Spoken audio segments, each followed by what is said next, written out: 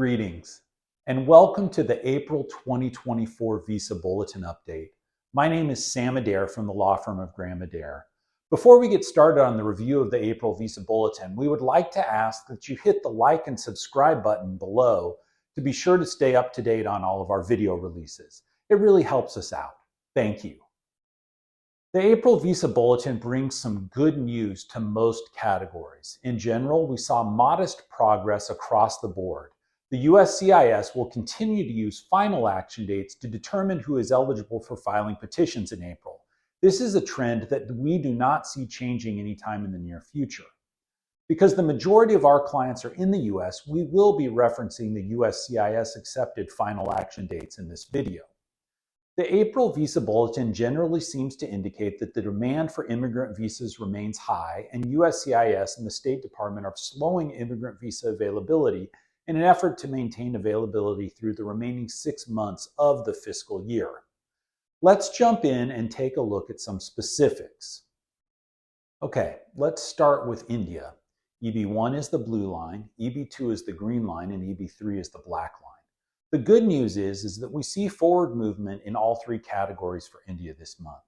EB1 saw a jump forward of 5 months, which is very welcome movement. EB2 and EB3 each saw a 1.5 month move forward, which is modest, but better than no movement.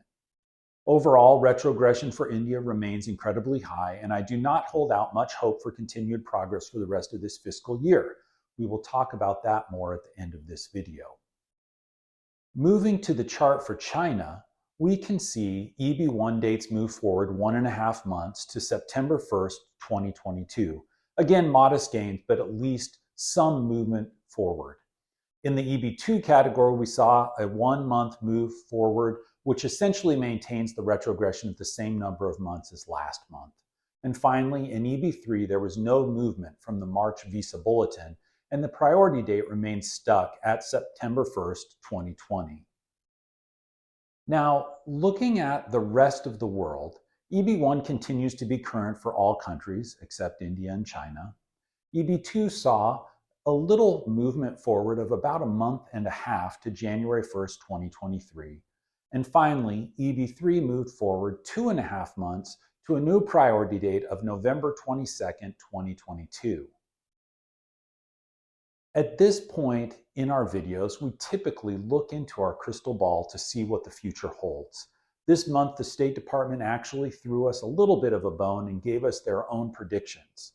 They said, in relation to employment-based categories, and I quote, "Very little to no movement forward is expected in the coming months since the final action dates for many categories advanced for April 2024.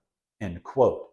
This is not the news that we really would hope for, but it is good to know for planning purposes. Thank you for joining us today. Please hit that like button on this video and subscribe to our channel for future updates. Have a great week.